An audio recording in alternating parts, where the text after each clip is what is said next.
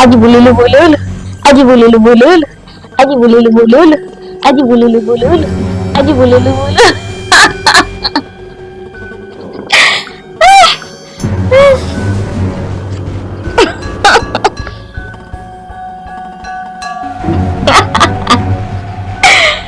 Aji bululu bululu. Aji bululu bululu. Aji bululu bululu. Aji bululu bululu.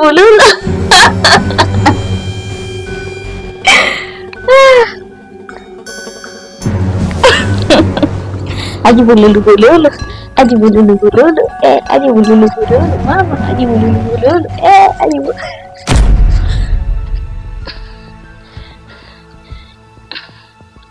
Mkaka, kwani unaniona? Sikuoni.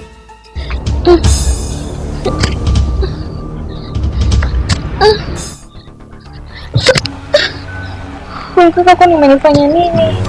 Kwani siwezi kuondoka?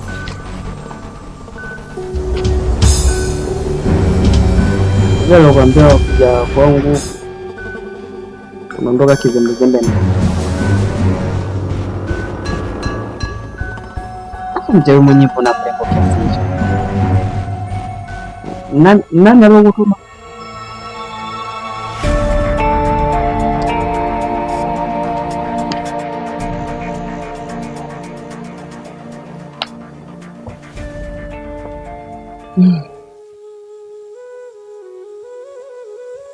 Kwanza ni nani aliyokutuma mchawi mrembo kiasi hicho?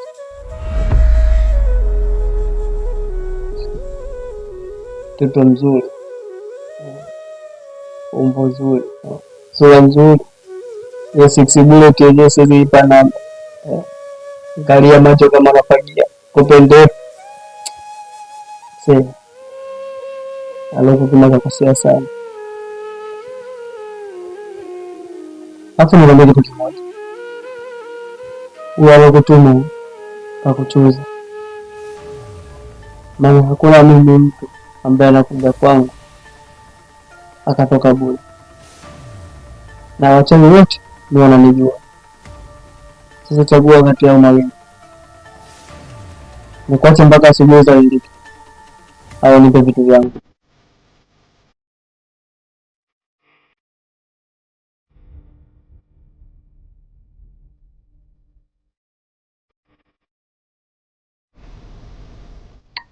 Mimi sina vitu vyako bwana. Au vitu vyangu? Vitu vyangu unao. Sasa sivyo kwa mambo. Tofauti tena wale walikuwa wanakuja ambao nimewazoea. Nimekuja kivingine. Kwa hiyo chagua hapo. Nikuache mpaka asubuhi au nipe vitu vyangu uondoke. Basi sawa, utafanya kidogo tu, ila usiniache mpaka asubuhi. Mimi nataka niwe nyumbani kwetu. Nipe chungu. Sasa chungu changu cha nini?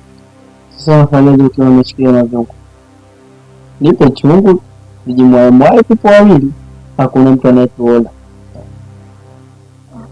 Kama hutaki, acha mimi nikuache mpaka siku. Nipe chungu cha mama.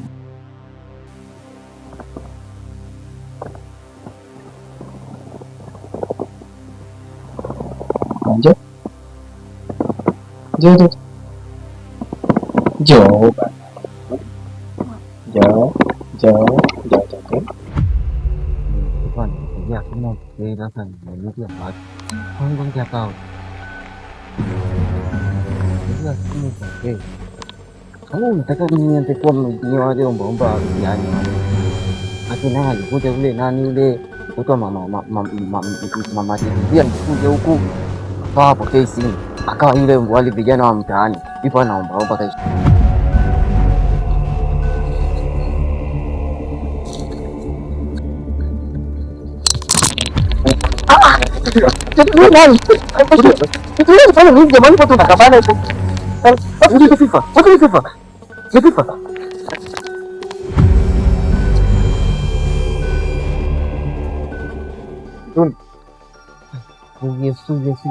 Yesu, nimechezea na uli yangu. Misifa nimechezea na uli yangu. Unaniita Dar es Salaam unasema umetoboa kwa staili hii. Kwa nini unaniita Dar es Salaam tena kufanya maisha? Misifa umechezea na uli yangu. Misifa umechezea na uli yangu aise. Unaniita Dar es Salaam kwa hii kazi hii. Poa, tuliza mtori basi. Sasa mtori hata kama ngoma zipo chini ziko wapi hata kwenye mazanyendo hizi Misifa? Mbona kama hivyo mapepe sema usiku jue. Sio kwa usiku. Narudi kwa pepe basi. Unaenda wapi? Sasa nenda ukakabwe tena. Mbona kama hivyo? Tafuta. Umenipigia video call unakaa kwenye geto kali. Unaniambia umetoboa mai? Umetoboa mai unaniambia una kazi nzuri. Una kazi nzuri. Kazi nyingine ndio ya kupiga watu ngada. Iya basi. Na nakupigia simu zangu upokee. Simu mwanangu mdau unapokeaje simu wakati ndio nipo kazini?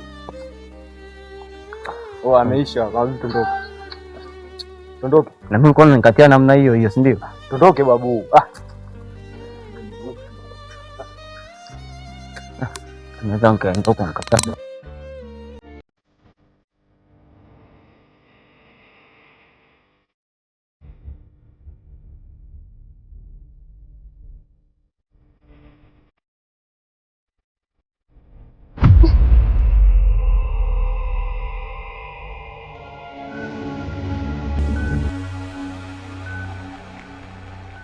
Kumbe na yeye ni mwenzetu.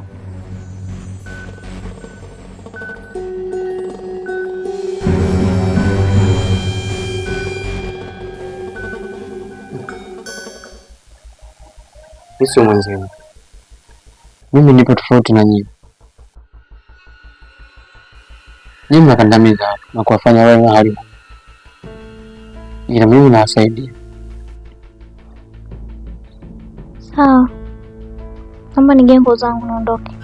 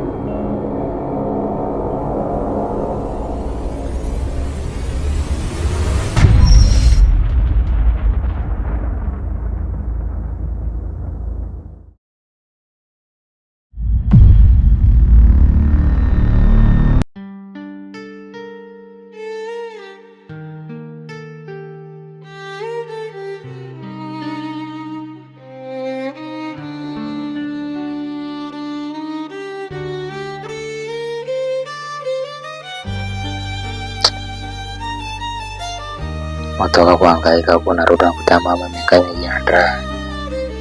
Ulijuaje mama nalo nilipokuwa nimechoka. Nimekutana na misukosuko mingi sana huko nilipotoka mama yangu.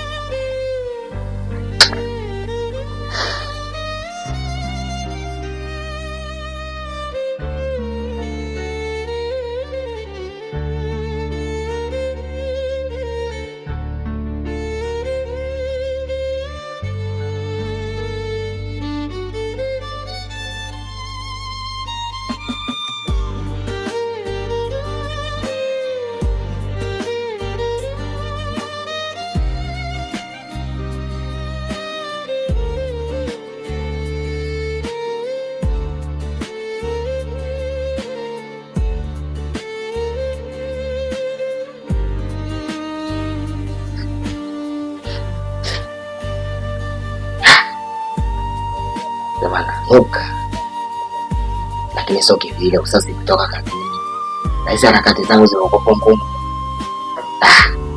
Kama nataka nichape mama nichape, afu kitoka hapo ndo nikao.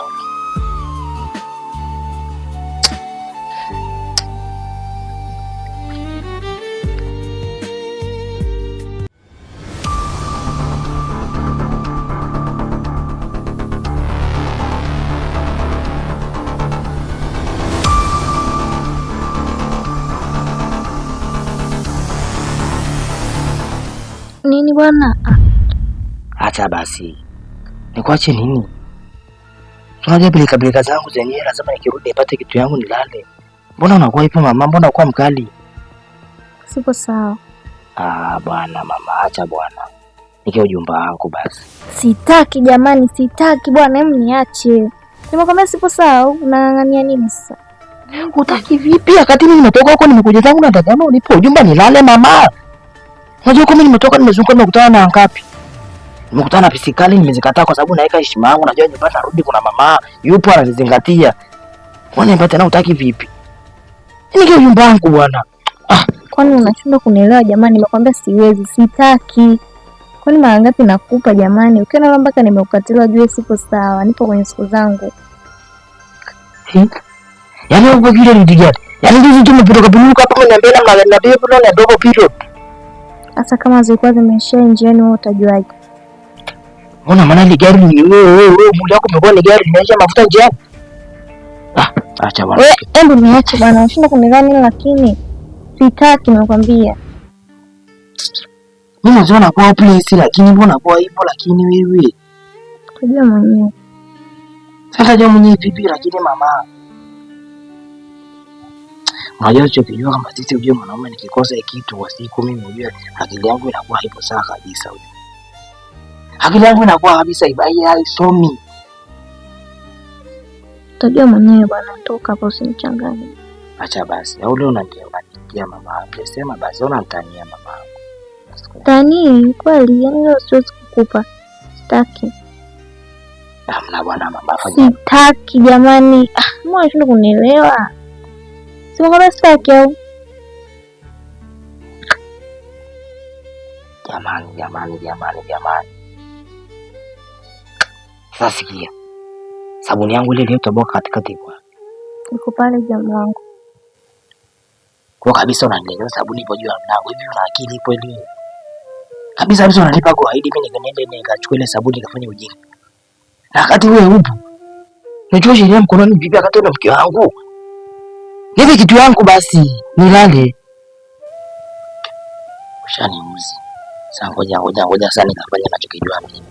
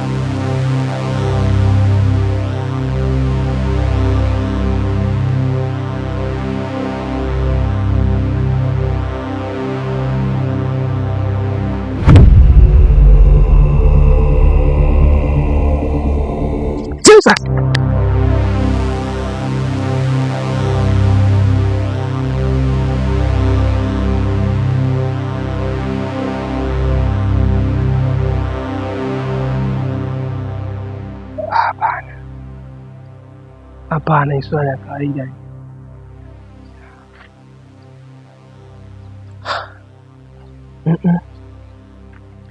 Lazima nimwombe Mungu wangu, maana nilivyoianza safari sikumwomba yeye.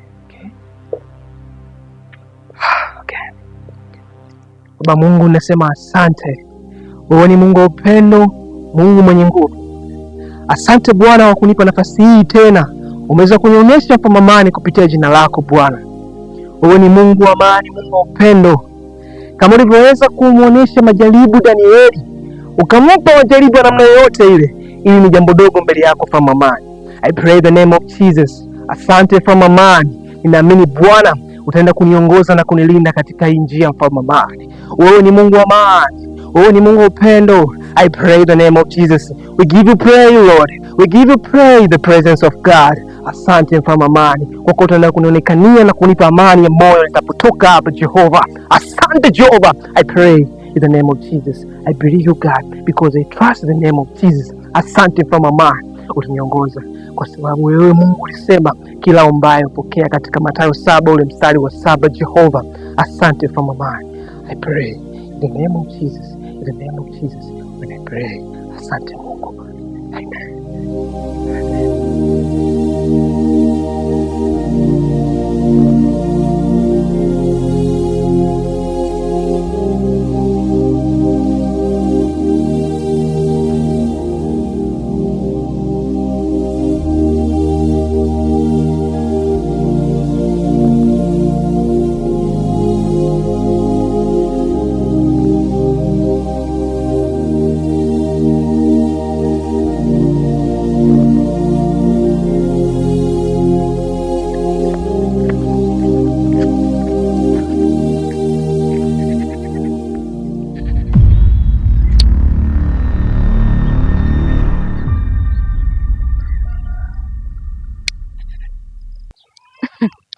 Oi.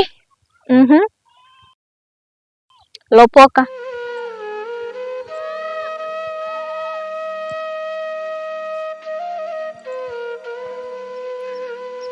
Hivyo unajikuta nani bwana? Wema Sepetu. Elinioya.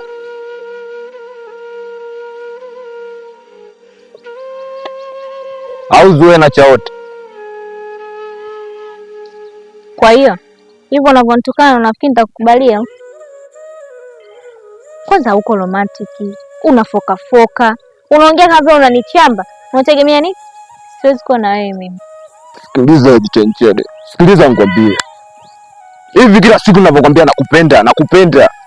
Ndio unazidi kuwa mbito, unazidi yani hivi nakupenda, nielewe. Au nitumie lugha gani? Kiingereza? I love you. Nakupenda.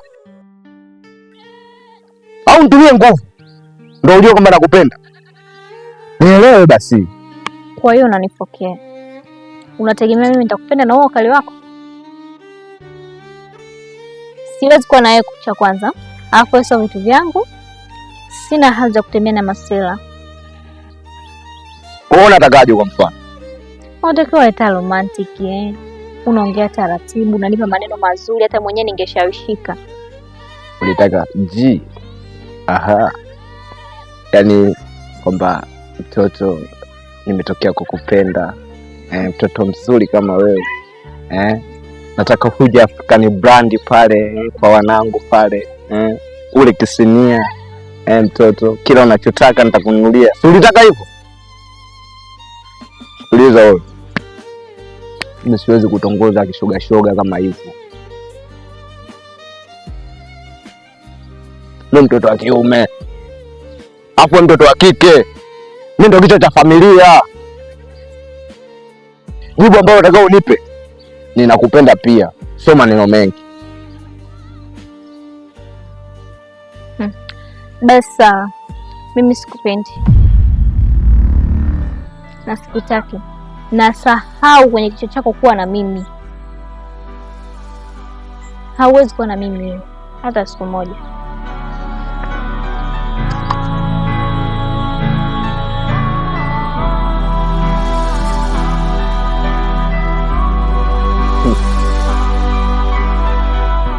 No love, no stress.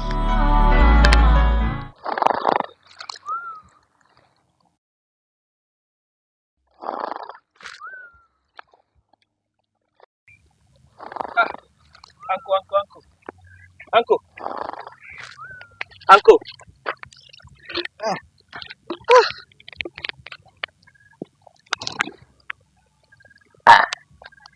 Prosper. Kiuno kinauma. Pole sana uncle, maana mpaka mgongo unakuuma. Pole sana. Maana ni muda mrefu sasa toka nimeondoka, ni miaka miwili sasa imepita. Vipi lakini shangazi yupo? Ngoja. Shangazi! Acha bwana. Acha. Shangazi yako hayupo. Unajua? Shangazi yako kuna kitu alikifanya cha kipumbavu sana.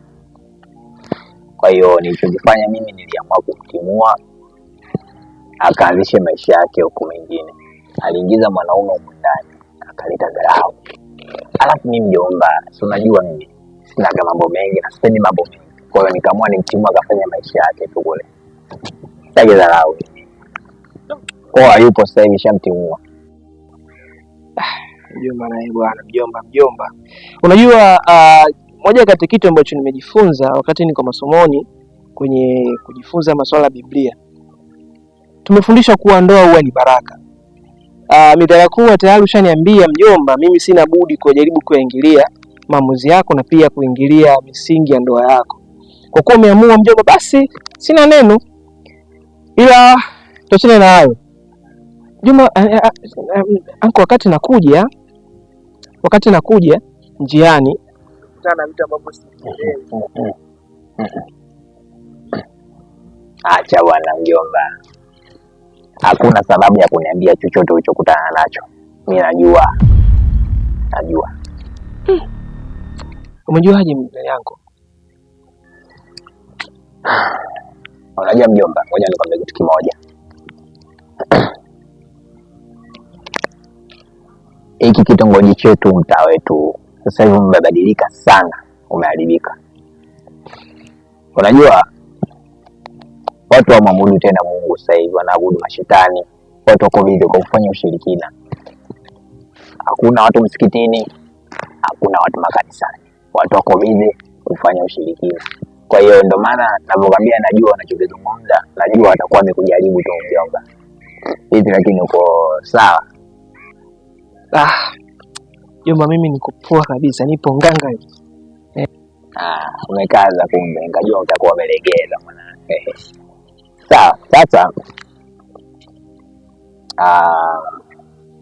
unajua mimi nimechoka sana, tutaongea baadaye. Kwa naomba tu ukapumzike. Basi chumba changu sikiko vile vile, maana ni muda mrefu kutoka nilipoondoka. Sasa sijajua kama mtafanya usafi. Sasa chumba cha kwako na mimi nifanye usafi. Mpuuzi, nenda kasafishe mwenyewe chumba chako bwana. Sawa, basi ngoja nikuache ulale hapo, mimi niingie ndani. Mimi nipo nalala kidogo, si unajua. Tutaongea baadaye, nenda. Sawa, haina shida.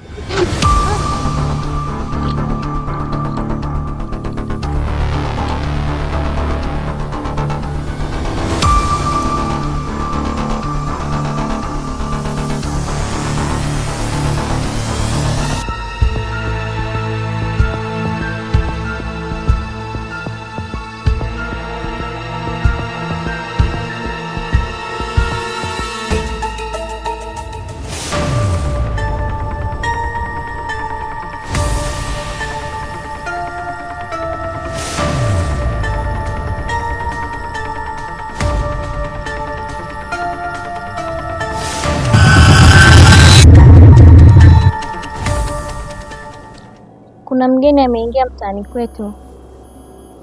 Nikimwangalia naona kabisa atakuja kutusumbua hapo baadaye.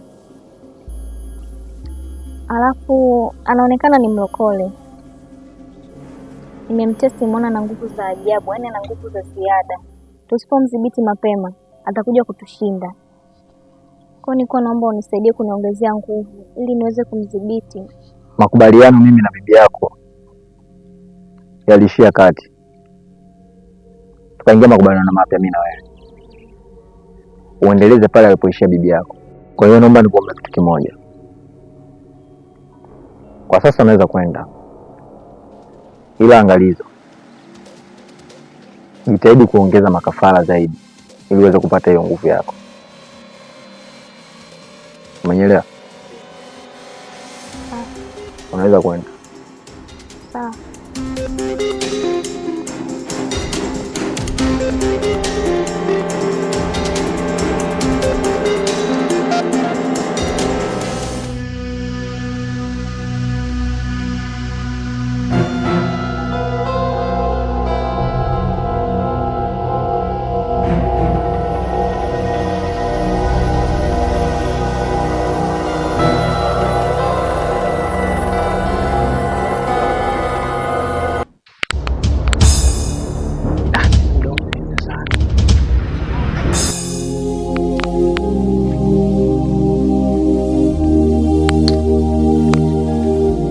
Kwani kwa shida nini kiongozi? Shida nini sasa hivi usiku? Mimi naelekea hivi, naelekea zangu nyumbani. Sheria ifuate mkondo wake. Unapoona chata hizi usiku, usiulize shida nini kijana.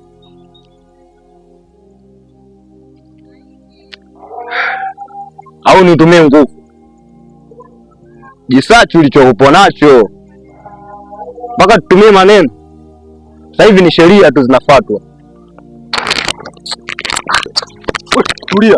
Hapana, sikia basi. Hiyo si ndio mimi naitumia kusoma neno la Mungu. Sina hata Biblia unajua. Biblia yangu ipo kwa ndani ya simu. Sasa mbona sikia basi naomba urudishe simu. Mwandambwe. Kaka. Jesus. Unajua hicho unachokifanya unakosea. Unajaribu kumpiga mtumishi wa Mungu, unakosea sana.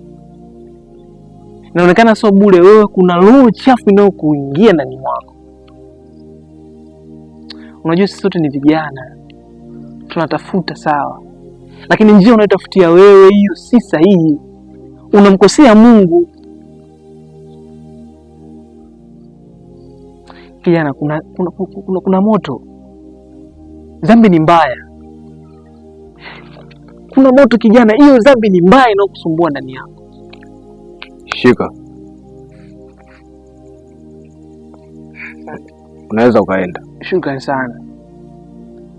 Ila nilikuwa nahitaji kuambia kitu kimoja. Tayari nilikuwa naelekea kwanza kuanzisha kanisa.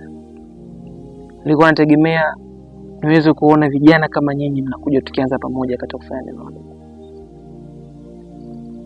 So, nitafurahi kuona uwepo wako. Umekuelewa mtumishi wa Mungu. Unaweza ukachapa lapa na kuondoka. Acha nikwaje.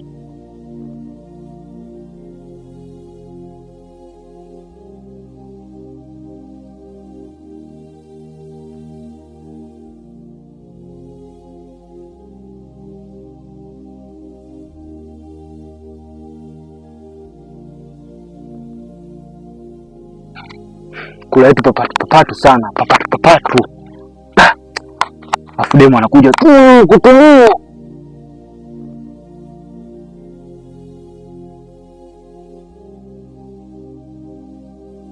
Aisee mwanangu, ulipiga ile kudu moja, nikasema chuga haijaitokea kama hii babangu.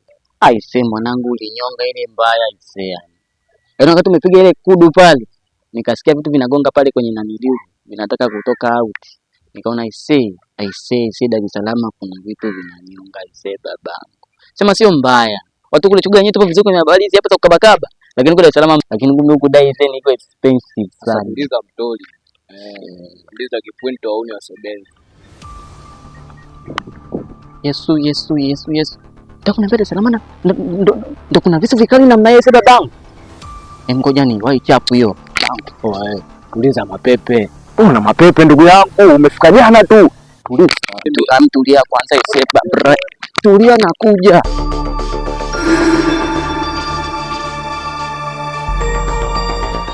Dai man tisha epa ise. Yaani kuchelewa dakika 2 tu ishapotea. Au yepa.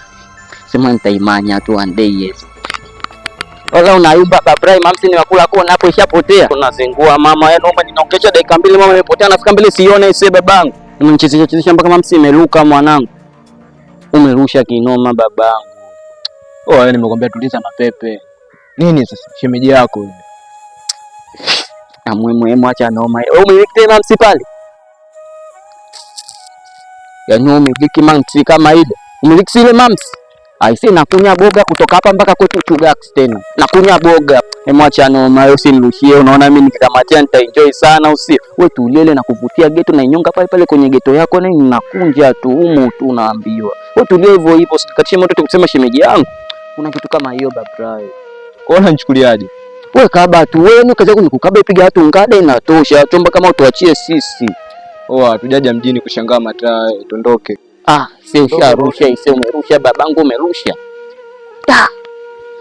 Kwanza kuniambia mimi msiza tena kutembea zipo lesi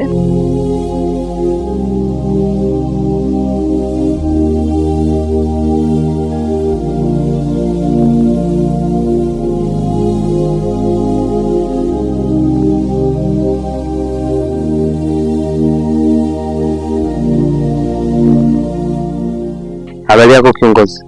Safi kiongozi. Karibu. Nimesikia kuna mchungaji mpya amekuja katika kitongoji chetu hichi. Sasa nilikuwa namuulizia, sijui nimemkuta. Hujakosea kiongozi. Kumbe ni wewe. Sasa karibu. Asante, haina shida. Sawa. Niambie nakusikiliza. Mtumishi, mimi nina shida. Na hii shida imenisumbua kwa muda mrefu sana. Nimejaribu kuzunguka sehemu nyingi sana hata kwa waganga, lakini wameshindwa kutatua tatizo langu. Hivyo basi nilivyosikia kwamba kuna mchungaji ametembelea katika kitongoji chetu, nikaona ni vizuri nije naye. Huenda anaweza kutatua tatizo langu. Mimi nahisi nina mapepo machafu na mapepo mabaya ambayo yananisumbua kila siku kutokana na maisha yangu jinsi yanavyoenda. Kwa hiyo nilikuwa nimekuja kwako, nahitaji msaada wako. Sijui kama unaweza kunisaidia kuniondolea. Usijali. Unajua Mungu wetu ni Mungu mwenye upendo. Mungu wetu anaweza mambo yote sana. Ndio maana hata maandiko anasema tunaweza mambo yote kwa yeye atutiaye nguvu. Kwa tunaamini kupitia neno. Ya kuwa midhara kuwa neno ni uzima, neno ni nguvu na neno ni taa. Basi labda ni tabidi tufanye maombi ili kwa ajili ya kuweza kuponya. Basi itabidi tufume macho nifanye maombi. Kwa sababu mimi naamini kila kitu kinawezekana sana kama ukiamini kupitia ndani ya moyo wako.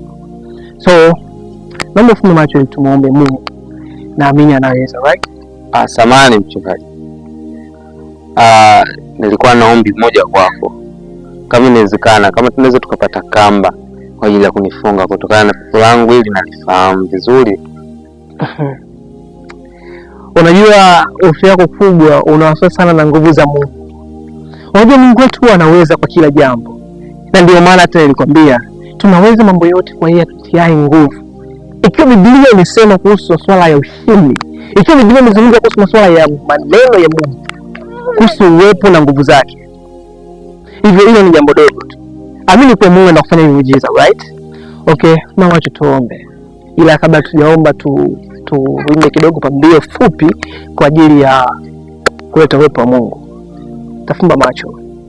Alipo Bwana yote yanawezekana.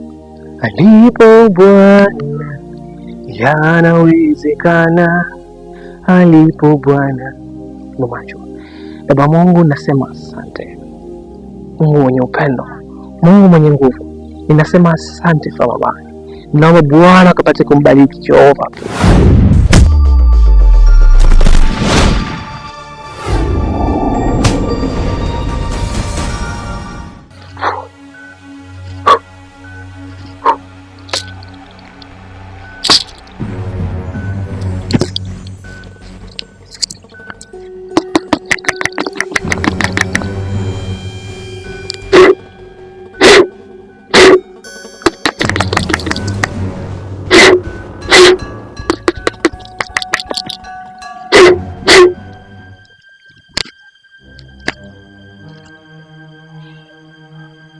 Damu yako ndiye na ndiye na damu yako ndiye na ndiye na damu yako ndiye na ndiye na damu yako ndiye na ndiye na damu yako ndiye na damu yako ndiye na ndiye na wa habiba wala kuna ndiye na ndiye na ndiye na ndiye na damu yako ndiye na ndiye na damu yako ndiye na ndiye na damu yako ndiye na ndiye na damu yako ndiye na ndiye na wa habiba wala kuna ndiye na damu yako ndiye na ndiye na damu yako ndiye na ndiye na damu yako ndiye na ndiye na damu yako ndiye na ndiye na tazina na mwana wako ndiye na damu yako ndiye na ndiye na damu yako ndiye na ndiye na damu yako ndiye na ndiye na damu yako ndiye na ndiye na damu yako ndiye na ndiye na damu yako ndiye na ndiye na damu yako ndiye na ndiye na ndala wangu tazina na ndiye na damu yako ndiye na ndiye na damu yako ndiye na ndiye na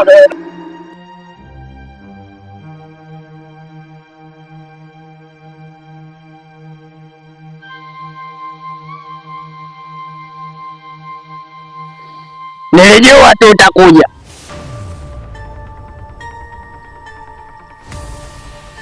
Nini kimekuleta? Mimi sikuja hapa kwa ajili ya mapenzi tena. Nimekuja na shida yangu, nataka unisaidie. Na mpenzi wangu huwaga nampatiaga sana dawa za limbwata, lakini dawa zangu mimi zimeisha nguvu. Kwa hiyo niko naomba unisaidie dawa niweze kumpatia tena. Sogea hapa.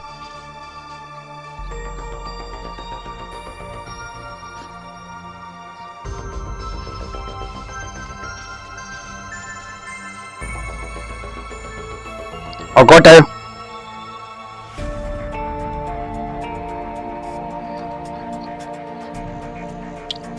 Nyosha namna hii.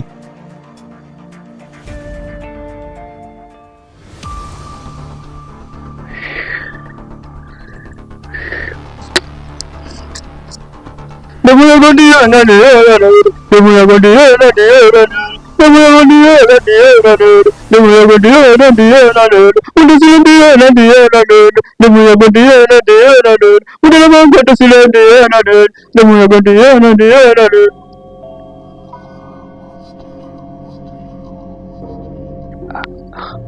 Samahani mtumishi, nilikwambia toka hapo awali kama kuna uwezekano kupata kamba unifunge. Nadhani umejionea sasa mwenyewe.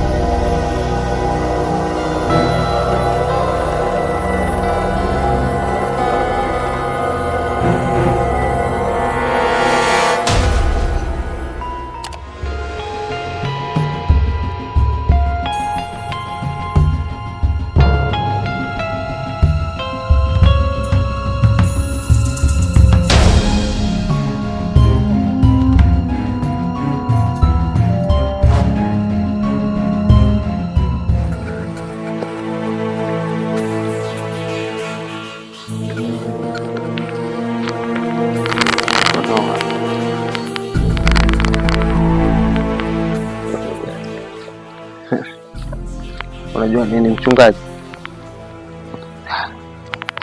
kama ungenisikiza tangia mara ya kwanza, nadhani haya yote yasingetokea.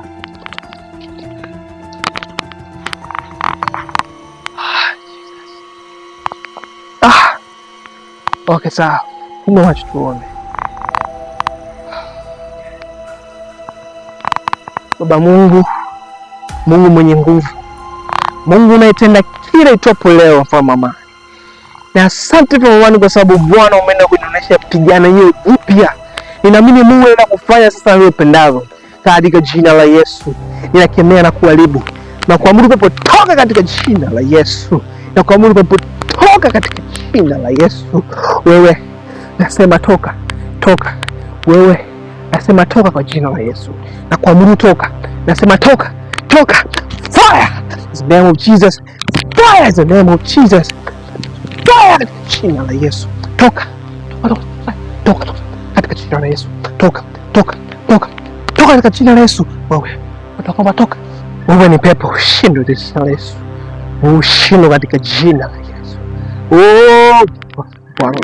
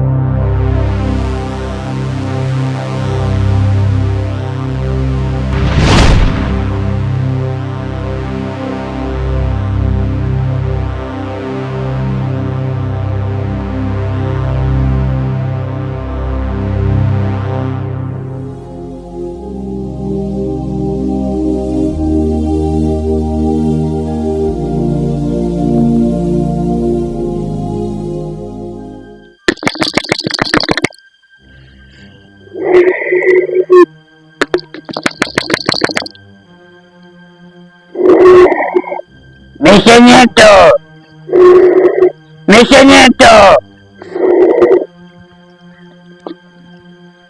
Tueleze hapa kijana.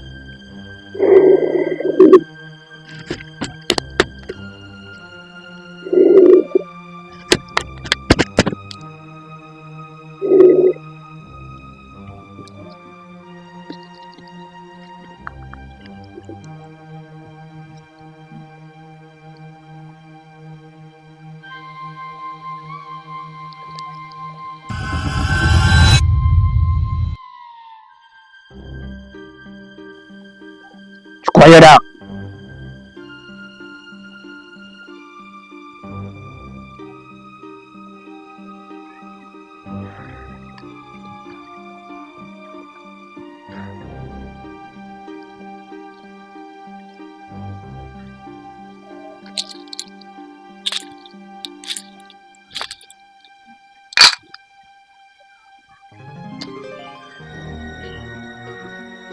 Hii dawa ninakupa,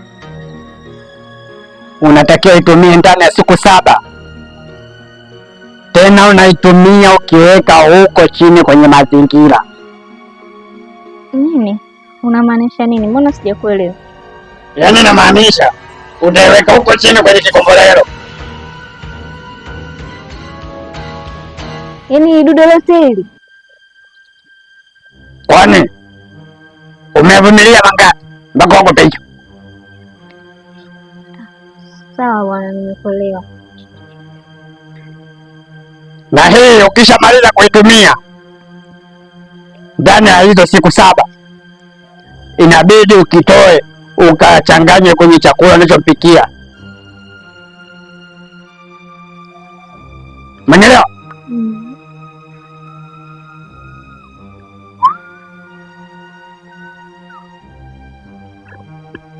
Ichukue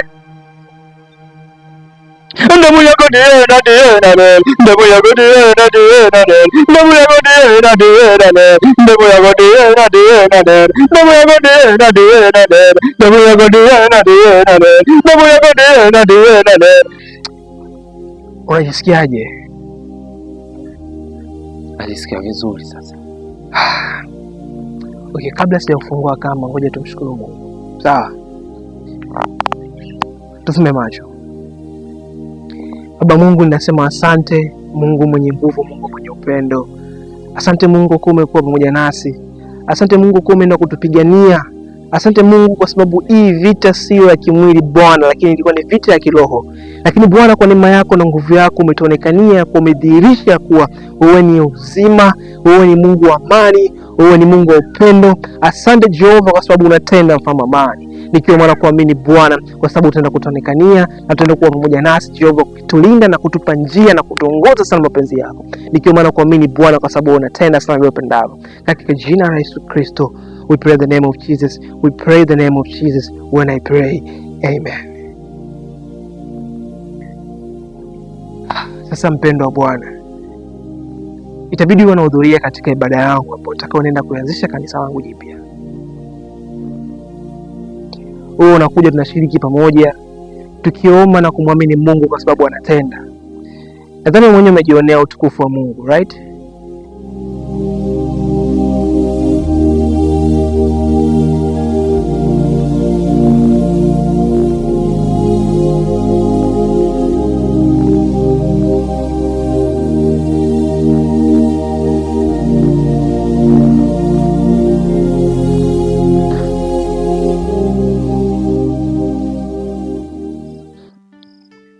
Ya Mungu, Dar es Salaam kuna mama. Yaani ukiniangalia tu mimi natosheka mama. Unatamani hata usiseme alikuwa moyoni. Tuachane na yote bi mkubwa, unajua nini? Hata siamini kama nimekaa na wewe. Kuna muda kama naona kama nimekaa na kisiki la kumbe ndo wewe. Yaani nikisema nikufanyia na zile mama za chuga pale Marangu pale nikija nikicheke Rombo. Hapana, wachumba pale ni kuna visiki tu vimesimama ise. Yaani kaja nitakungoa, nitakupeleka pale kwetu pale Mamsela. Aisee, yani ni wewe tu unamulika ile, yani ni wewe unamulika ile chuga yote, unamulika ile moshi yote Arusha unamulika. Nikikufunika kuna giza. Mimi nisikilize mama, mimi nimetokea kukupenda. Ile siku ya kwanza nilipokuona ningemaliza mlipotea. Sasa tuachane na yote. Unaona mimi kule kwetu chuga na miliki mlima Kilimanjaro. Ule upande wa pili wa Kenya, sio Kenya ni nini, kule kwetu tunamiliki. Mfanya namna nikuchukue nikupeleke hata huko Arusha huko na ninavyomiliki huo mlima mama. Mimi nimeshakuelewa pia. Unaposema unikubalia alafu kavukavu na mimi kule chuga sasa vitu kama hivyo. Yaani mtu alionikubalia ni yule mtu ambaye ananikubalia ba ananiacha hata katobo kidogo anatoboa. Akiona haitoshi tunalala hata dakika mbili. Sasa unasemaje mimi nikubalia mamangu tu kijuna hiyo. Mbona hiyo kichaka hapo nyuma? Unajua tukaenda tukavuruga mara moja dakika mbili hapo tukaangalia aliomo yamo na vitu vyako na una vitu vyangu au. Mpuuzi nini? Yaani umenitongoza leo. Na leo tena hiyo unataka ondoka nikule, una akili wewe? Hakuna cha mapema mamangu, nimekupenda leo tunapetana leo. Kwani nimekupenda lini? Mpaka useme mbona mapema? Si nimekupenda leo. Leo tunaonyeshana unyama. Sikiliza mama. Sikiliza basi. Niache wewe, lakini lazima nisikilize kusema madam. Unaweza kuwachuga wanamchangamkia. Yaani nikimwambia nakupenda nataka leo unakataa nini mamangu? Ni mara moja. Niache wewe.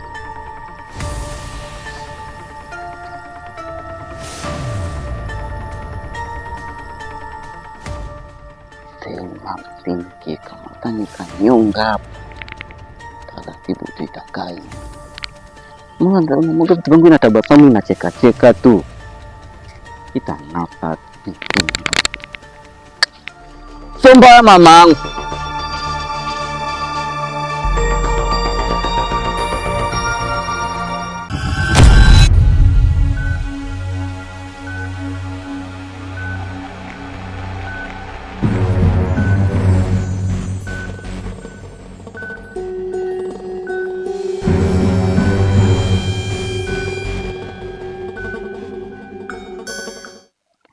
Tasmita Tombemberge.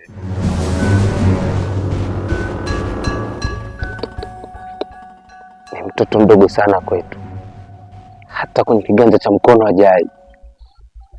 Nimeiona imani yake ni ndogo, kwa hiyo sidhani kama anaweza kutusumbua kwenye mambo yetu.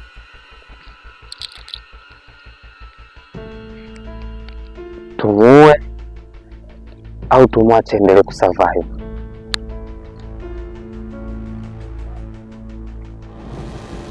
Hatuwezi kumuua kwa haraka hivyo. Sisi wachawi furaha yetu ni kuona watu wanateseka, na lengo lake yeye ni kuwaika watu kwenye mstari, na sisi hatutaki hivyo. Basi tuendelee kumweka majaribuni hivi hivi mpaka pale atapokata tamaa.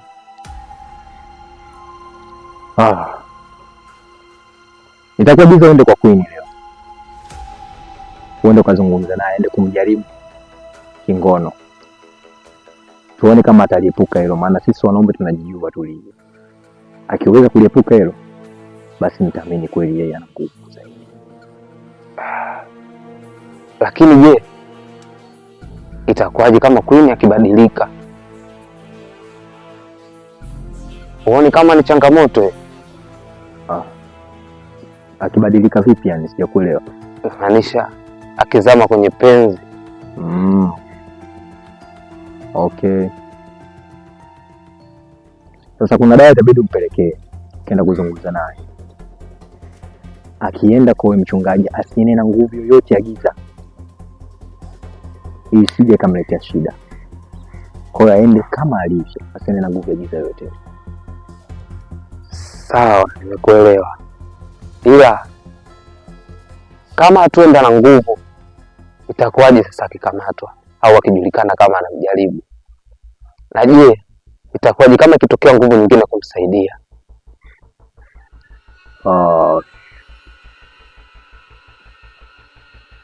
Naomba ufuate maagizo yangu. Nenda kazungumza naye kwanza. Hayo mambo mengine ni mbadala. Nitajua nafanyaje. Hususan yeye ni mtoto wa kike. Ni mjanja pia, anaweza akahangaika na akafanya namna yoyote akamkwepa. Alafu na yeye utamuhusisha hilo jambo. Alafu utasikiliza na kuzungumzia nini.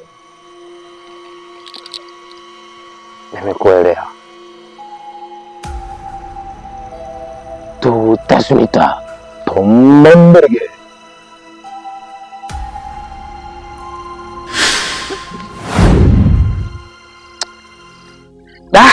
Konde hiyo mjomba ilitokea. Yaani ilikuwa so poa. Ilikuwa ni changamoto kubwa sana mjomba.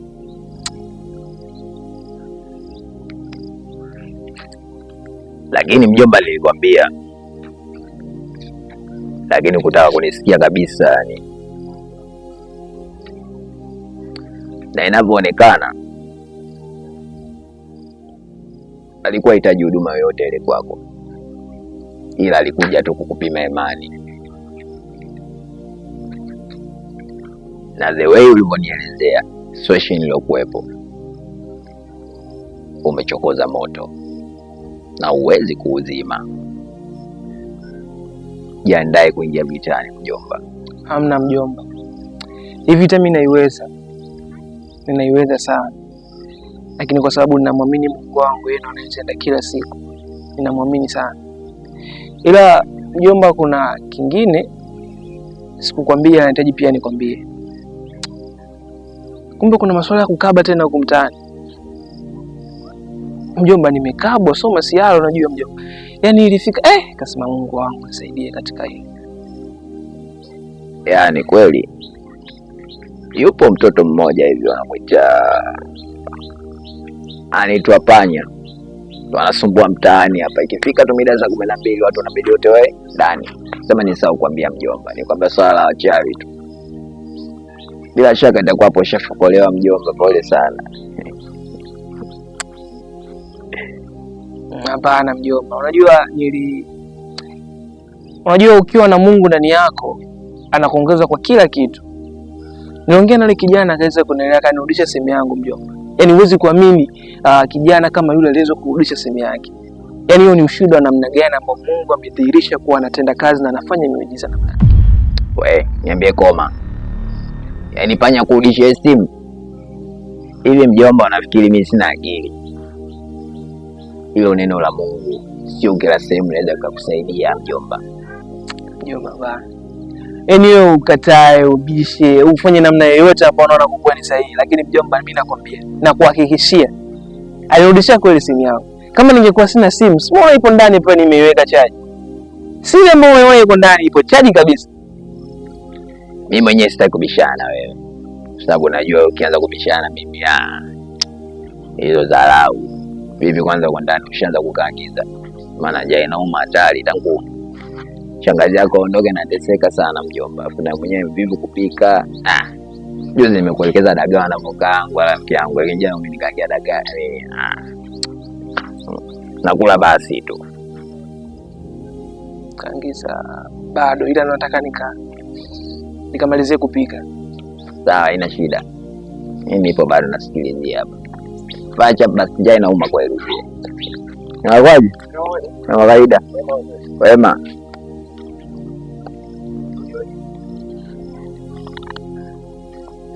Makombole. Mbona mimi kusema nakupenda ikajibu nakupenda pia. Si nikauliza nitaamini vipi? Lips. Nililamba hiyo lips babangu. Nililamba hiyo lips mamangu na kuambia nini nikaikuza nikasema si nishushe mkono pale bondeni nianze kupeleka video. Unaelewa zile mwemoze ninapojiongeza. Bado kidogo nichape mama ikachomoa. Ikasemaje? Hapana. Kuna siku nyingine sio leo. Nikasema mama leo. Sima kutongoza leo na leo mbona umenipa mimi leo? Si babangu. Uti unakuja unaambia ni mamsi yako. Tulita hivyo ile nakuletea pale geto na kuchapia pale geto na inapiga kilele pia pale geto. Hapo tuone kama ni mamsi yako ni ana. Tulia ndugu yangu. Shida yako na mapepe. Wewe umetoka Kilimanjaro. Sisi ndo watu wa Dar. Tokea enzi hizo kitambo tumezaliwa hapa mpaka umri sasa hivi na ndevu tumeota. Nisikilize sasa ngope story. Yule demu, yule manzi. Yeye mnamuita manzi, mimi namuita kichenchede. Alikuwa na bwana wake Mokota Makopo. Bwana wake alikuwa anakuta makopo, anampenda kishenzi ile mbaya. Anapambana kweli nakwambia. Lakini cha kushangaza, yule demu mwanga. Bwana wake yani kapotea. Ghafla hajulikani yuko wapi. Nani sifa moja kutafuta sifa kwenye picha ambazo sio za level yako. Ile mama sinawezekana mtu anakuta makopo, Mokota si sio babangu. Labda ungesema ile ilikuwa mtoto fulani hivi inamilikiwa na mbunge alafu ile mbunge ikafa mtoto akadrop mara moja tuseme Mokota Makopo. Mbona unaita story ambazo zilieki babangu? Kwa mimi ninachoongea hii na kuongelea mufu na story hizo za mufu hizo. Ule mwanga ndugu yangu nielewe.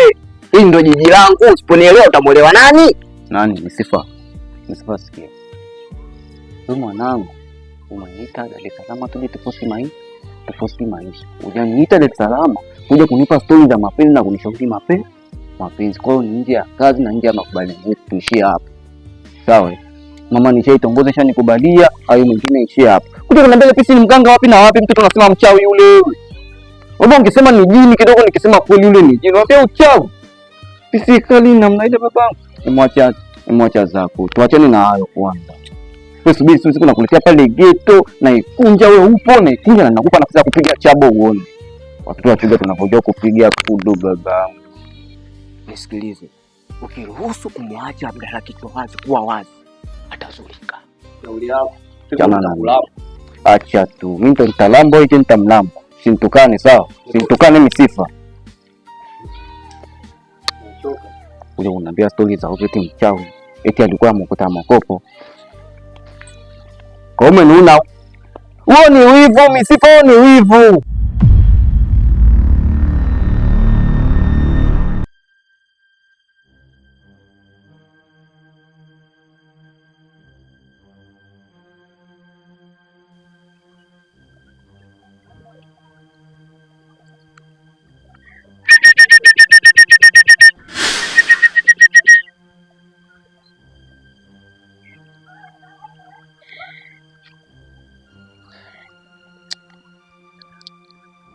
Kila siku nikija mpaka nipulize miluzi.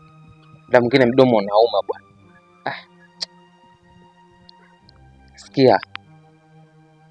Kuna kazi nimekuja kukupatia.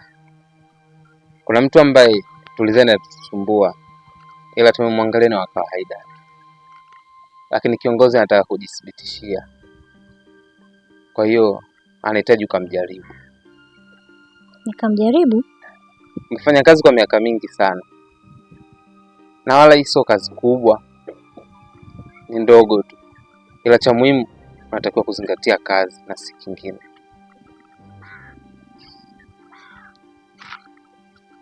Hii inaitwa sasampa. Sema sasampa. Sasampa. Shika.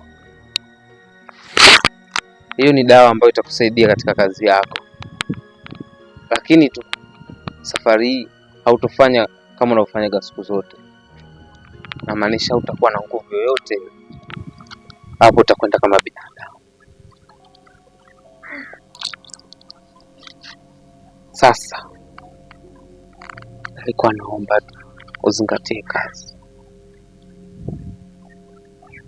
Sijui tunaelewana? Sawa.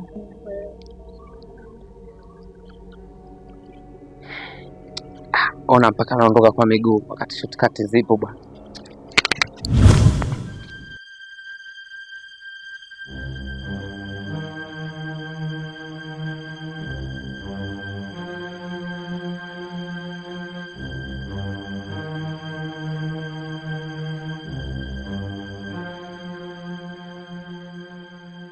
Bili. Kwani ni muda mrefu ndugu yangu. Bili, ni wewe? Hivi babu, mbona unaniambia na sikupati wala sikumanyi babangu? Hapana Bili, ni mimi ndugu yangu. Au umenisahau ndugu yangu? Tumesoma wote shule ya msingi. Au umenisahau? Hivi babu, mbona unaniambia na sikupati wala sikumanyi babangu? Prosper Jackson, ile ambayo tulikuwa tunasoma wote ndugu yangu. Au umenisahau kaka? Nilikuwa Monta, umenisahau ndugu yangu? Yaani Prosper wapi? Kaka, tumesoma wote shule ya msingi ndugu yangu. Ni muda mrefu sasa. Unaniambia umenisahau ndugu yangu.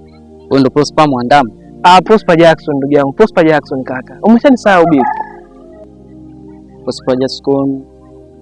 Wewe ndio ulikuwa Gamonto unasumbua sana darasani, si ndio wewe? Ndio mimi kaka. Sasa babu ulikuwa unaandika sana majina ise babangu. Yaani kwenye wasumbua kwa sikosi, si ndio wewe? Ni mimi kaka, ni mimi.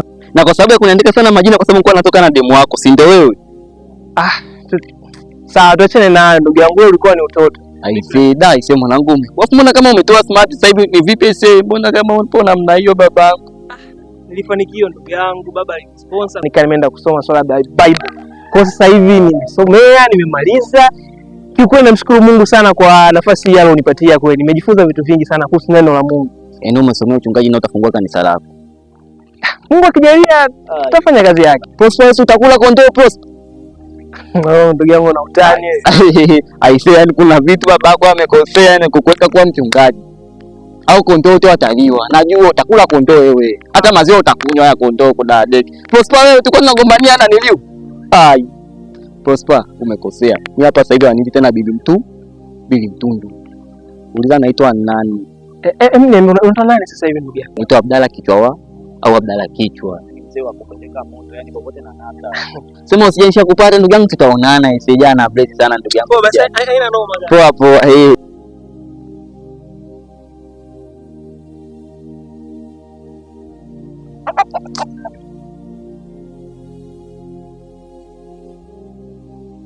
Unajua mjomba, wakati niko ndani najisomea Biblia kwenye simu, maana hadi kopi nimeisahau chuo cha Biblia. Wakati nasoma mjomba, kuna kitu ndani kilikuwa kinanisukuma sana kutaka kufanya kitu fulani. Sababu nakumbuka hata ile mara ya kwanza nakuja hapa mjomba, nilitaka kukwambia ila ukanikatisha. Mjomba, mimi nilikuwa nafikiria kufungua kanisa. Kufungua kanisa sababu maeneo haya watu wengi sana hawamjui Mungu, na nimezunguka sana kweli. Katika mizunguko yangu sijaona hata mtumishi hata mmoja akihubiri kuhusu neno la Mungu. Kwa sababu huwa mimi naamini siku zote neno la Bwana ni uzima. Neno la Mungu ndio linaloita wokovu, lakini pia neno la Mungu ndio taa ya kweli na uzima. Kwa hiyo mjomba, mimi nimewaza nikafikiria kufungua kanisa ili watu wamjue Mungu na wokoke pia. Mjomba,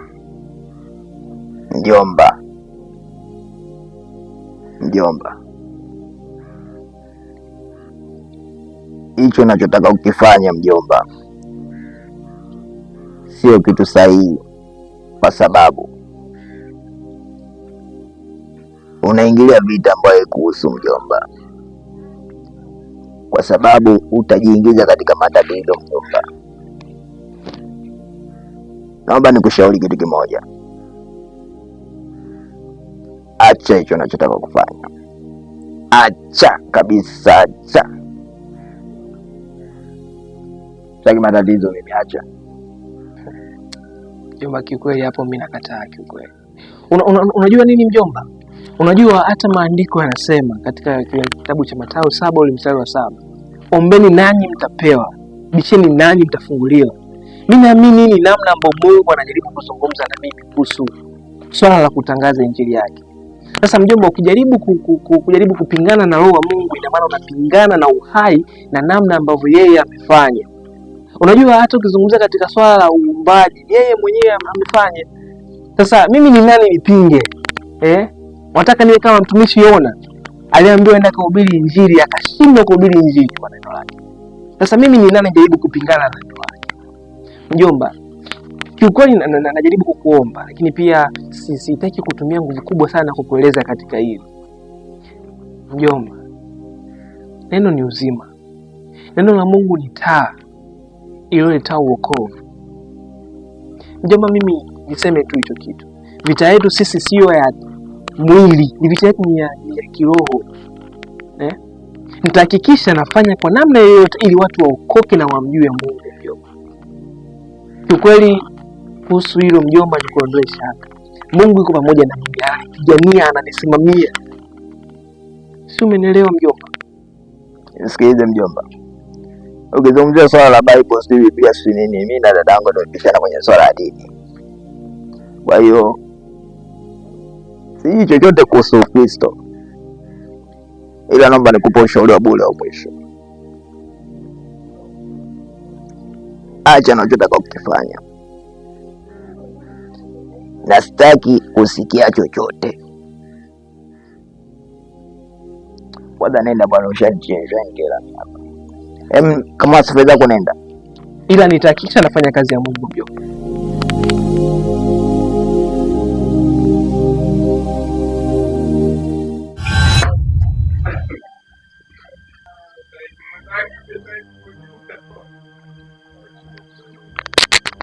Odi.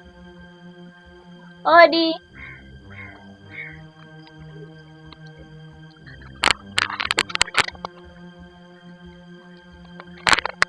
Yes, karibu. Habari yako mchungaji? Nimekuja hapa na shida, nataka uende ukanisaidia nyumbani kwangu.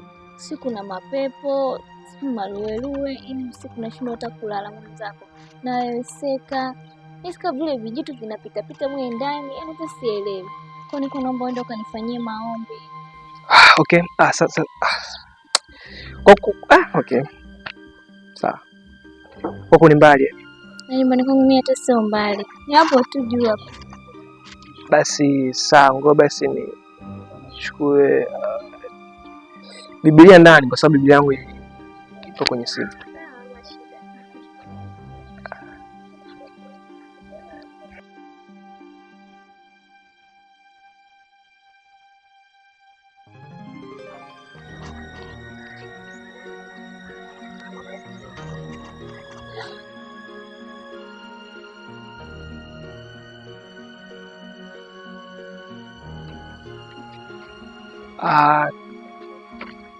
Tunaweza kwenda.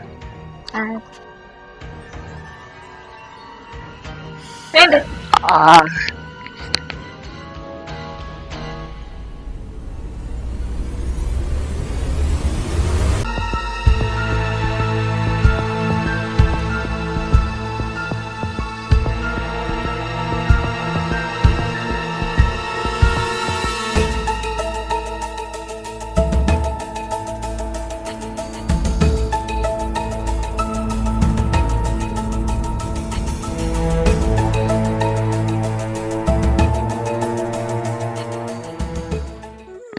Karibu mchungaji.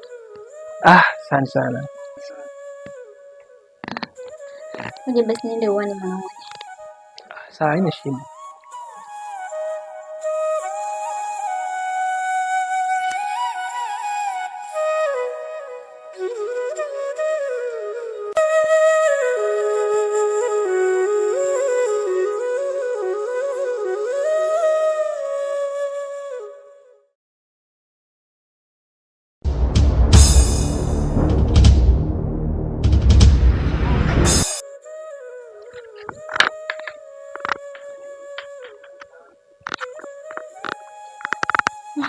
Tunaweza kuanza. Okay, sawa.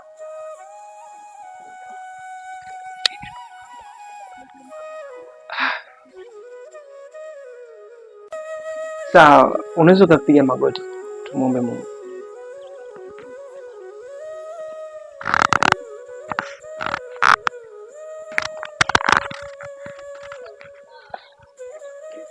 Fumba macho tuweze kuomba. Mtakatifu wa amani, Mungu mwenye upendo, Mungu mwenye nguvu, asante Mungu kwa sababu wewe umejidhihirisha, unatenda siku zote za maisha. Asante Mungu kwa sababu unafanya sasa na unavyopendavyo. Katika jina la Yesu ninakemea na kuharibu na kila mila yote. Kama kuna nguvu yoyote baya, shida pepo.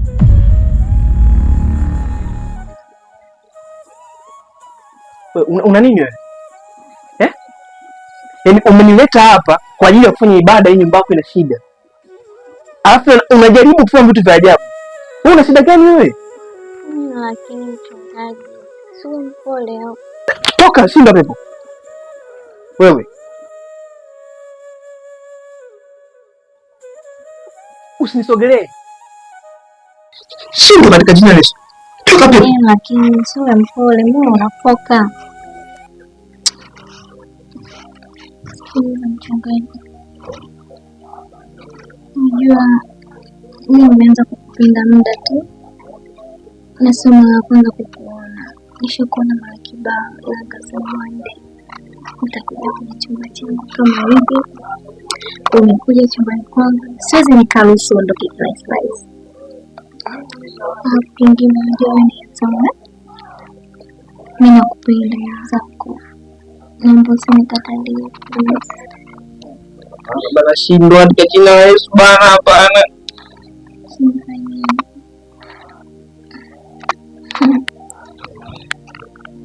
Shindwa katika jina la Yesu. Toka katika jina la Yesu. Usinikatae Bwana.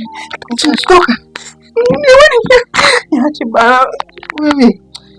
Kwa nini pepo? Shindwa katika jina la Yesu. Bana, niache.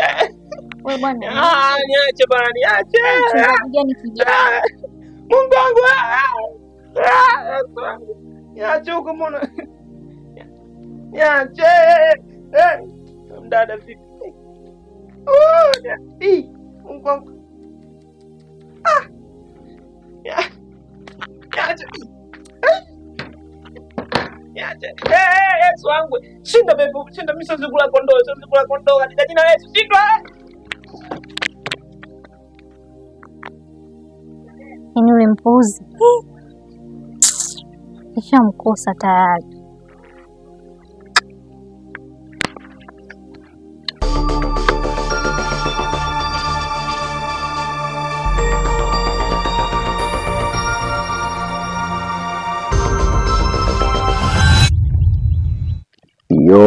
Yosa Iso Somari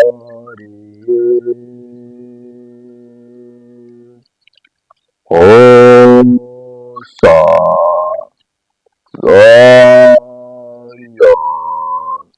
Wanda Besahi Yosa Mala Wanda Besahi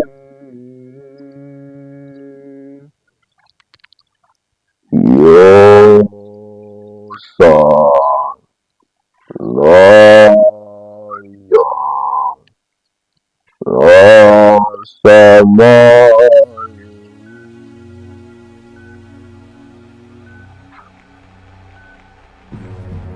Kiongozi, mbona tumefika wawili tu hapa? Queen yuko wapi? Au amekupa taarifa yoyote kwamba anaupo tokea kwenye kikao hichi? Hajaniambia kitu chochote kile,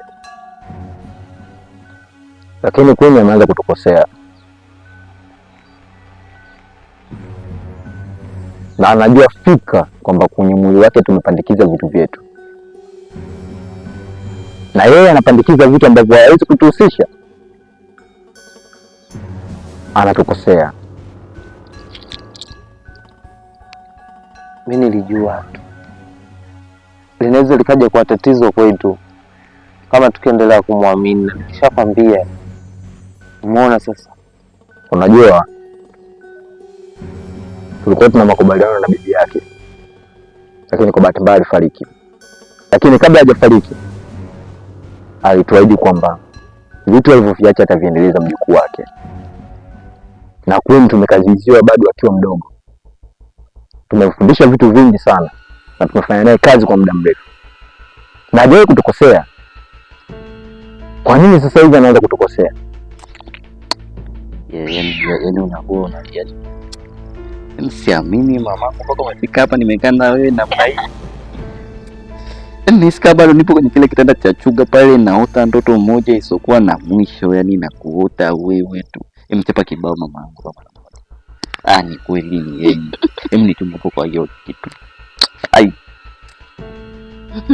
Eti Misifa akasema shemeji yako. Ndio na shemeji mzuri namna hii. Misifa na mwenyewe kwa anataka dawa. Hiyo kitu nilijua, na maana akasema namna hiyo mimi nisichoboke na sasa nishakukamata. Na ipo siku anatupisha geti pale, unaingia yeye anatoka. Na napiga chape zangu anasikia kelele hapo, ni kelele tu. Nasema mara mama. Hata mazingira yanaruhusu haya. Ile siku ile nilijikaza, ukaniambia sio kweli, ndo kwanza tumeonana. Sasa hivi sasa tumevutavuta mamangu, ndio basi hata nishilege dakika 2-3 mamangu. Sasa unasema ninacho na maanisha nini mama? Sitaki, yani wewe ndio uko kwenye jumba ile kwenye minyasi jamani, hapana. Sasa mamangu na kwanza hisi sasa.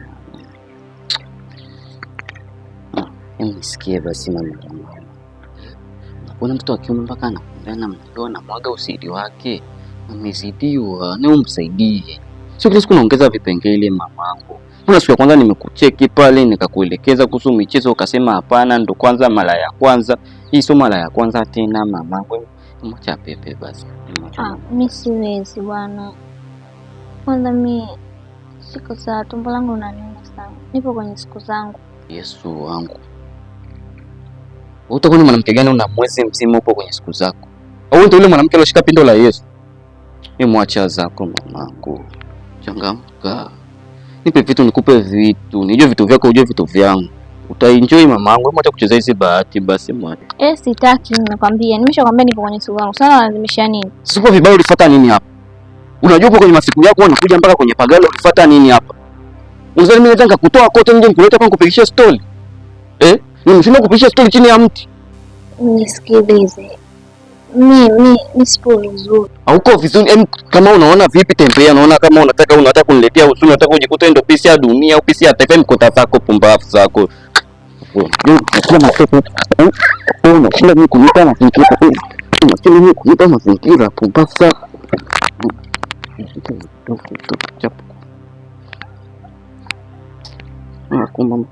Tulia hapo chini ya chama pepe.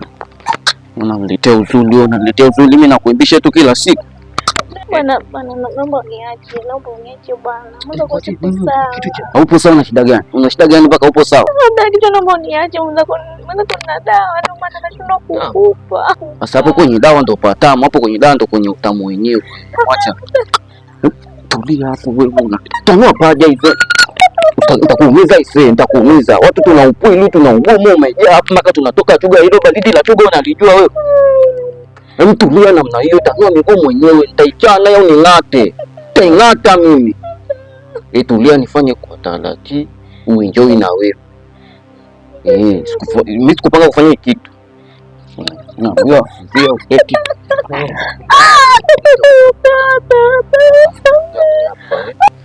Sasa mtoto na utamu na watu.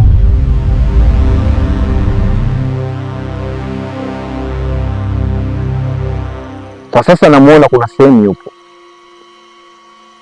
ameanza umalaya na amesahau sisi tumemuita hapa kwa ajili ya kumrudishia nguvu zake. Mimi nilikuwa na wasiwasi naye tangia muda kabla hii kazi hatujampa. Sasa mambo yashaanza kwenda kombo. Tunafanyaje? Na unafahamu fika anafahamu siri nyingi sana kuhusu sisi. Je, itakuwaje kama akiziweka wazi mbele ya watu? Unaona kama atakuwa ametuharibia kila kitu? Hawezi kutuharibia mipango yetu. Lakini nasikitika kibaya zaidi, ameshindwa kumlaghai yule pasta.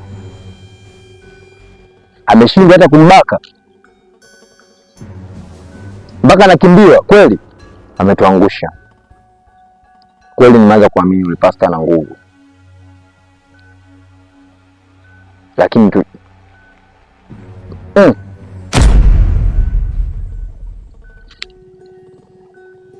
mbona kama sielewi. Kwa nini? Nahisi mwili wangu mwepesi.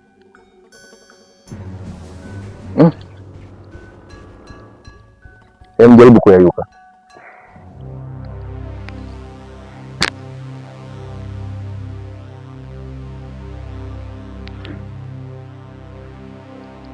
Naona umeanza kunielewa sasa. Kiongozi, au umeanza kuchukua nguvu zangu? Hapana. Siwezi kufanya hivyo. Siwezi nikachukua nguvu zako. Na unajua Afrika kwamba nguvu zangu bila nguvu zako sio kitu. Ila hapa kuna mchezo. Kwani siwezi kumwona tena kwenye rada sasa hivi. Sasa sijajua amefanya nini. Maana naona ni kama mtu aliyofariki au aliyokufa. Simuoni katika ramani yangu.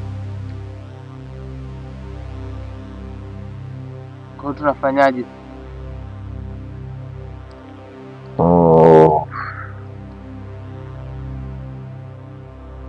Okay, acha tuunganishe nguvu zetu tuone itakuwa. Tutashimita.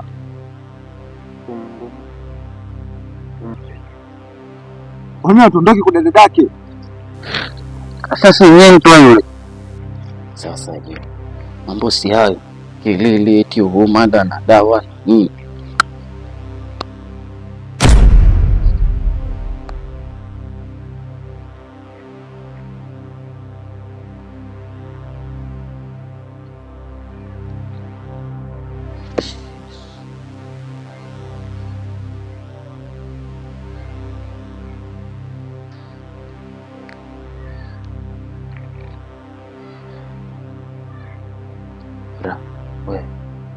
Ora. Kata moto hapo. Mama mpenzi beauty. Ora. Kama kata huyo. Hapa itakuwa imetoka mbele au imetoka nyuma? Yesu.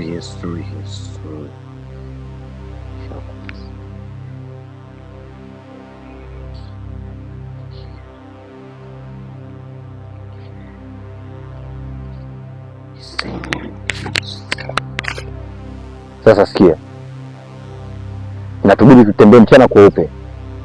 Bila aibu. Mimi sitaki bwana. Naona aibu. Unaona aibu kutembea mchana? Inatubidi tufanye hivyo. Kwa sababu tukiendelea kukaa hapa itatuletea madhara. Ni bora tukatembea mtaani, watu wanaweza kaisi labda tunaigiza.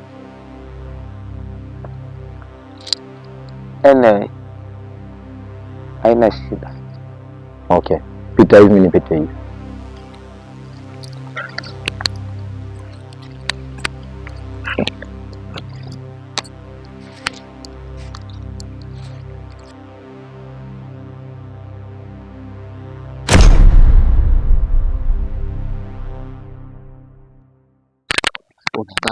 Ona baba hapa ninapokuambia nishajibu. Tuliza nyama hizo yangu. Mapepe umefanya wewe, nimefanya mimi. Sasa babangu sikia. Ile mamsi nimebaka mpaka imekufa babangu aisee. Yani hata ninachotaka kusema hapa lazima shilingi 50,000 tu nidandie gari hapo nirudi zangu chuga aisee babangu. Hapa sikai tena. Nilikwambia yule demu mchawi. Uliniambia nini? Imegusa kimoja tu, imekata moto kimoja, amekufa. Sasa kwa nini ulimruhusu Abdalla kichwa hati kuwa wazi na yule mwanamke ni mchawi? Nisikie. Naomba unisikie. Sawa msifu. nishabaka wanawake wengi sawa, ila sijawahi ua. Na sijawahi ua. Watoto wa Dar es Salaam nichaguliwa na utapiamlo na mafanya namna nitoke. Nakuza kimoja na kata moto kama mtego. Nilikwambia ukunielewa. Sio muda kulaumu ise babangu.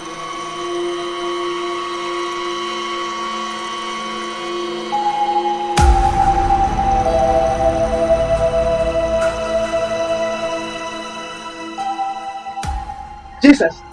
Wewe, ina maana umeamua kunifuata hadi huko?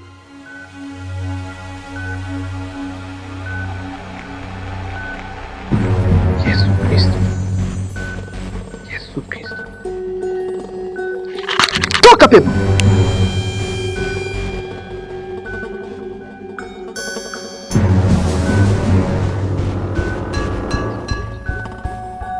Mjomba.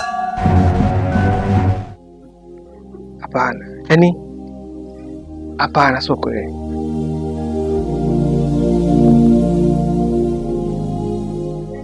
Wewe ni nani? Yaani wewe ni nani? Mpaka umeamua kuvaa taswira ya mjomba, si ndio? Ni mimi mjomba wako. Tazama mikono yangu. Hakika ni mimi mjomba wako. Yesu Kristo.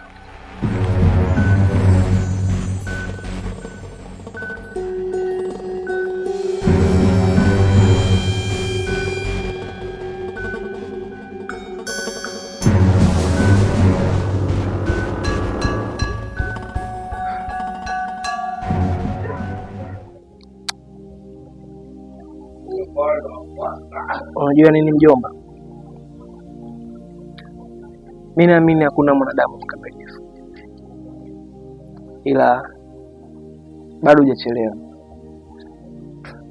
Una nafasi kubwa sana kujaribu kumrudia Mungu wako. Labda mjomba, nikwambie kitu kimoja. Mimi naamini mjomba amenizidi vitu vingi sana, kiumri, kimaarifa, kutafakari, lakini pia wewe ndo ambaye umeanza kunijua kabla yangu. Si jambo baya kukueleza hili, lakini nakwambia natakiwa uelewe na pia utambue. Unajua kufanya kosa si kosa, ila kurudia kosa ndiyo kosa. Mimi naamini mjomba umekosea, na hata katika upande wa dini yetu pia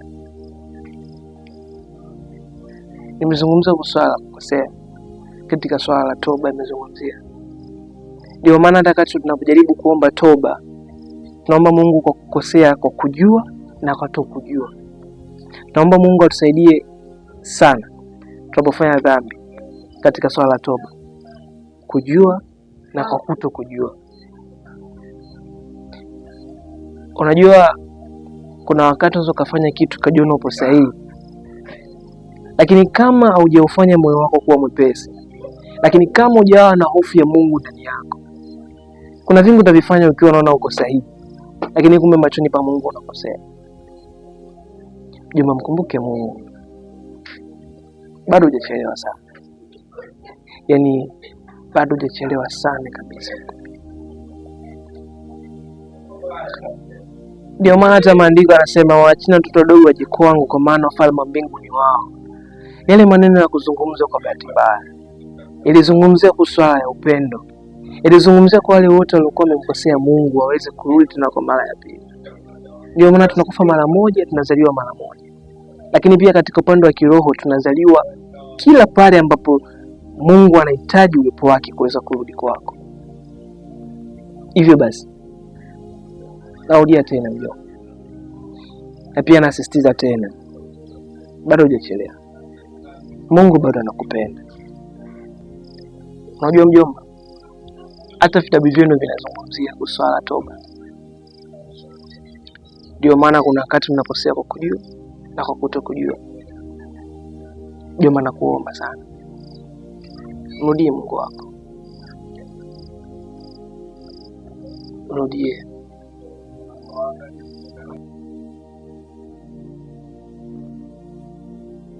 Mrudie Mungu wako. Fanya toba ya kweli kabisa. Mwenyezi Mungu atakusamehe. Hata ukimkosea Mungu mara ngapi, lakini bado yeye huwa anasamehe tena na tena. Ndio maana hata anasema samehe mara 70. Atakusamehe.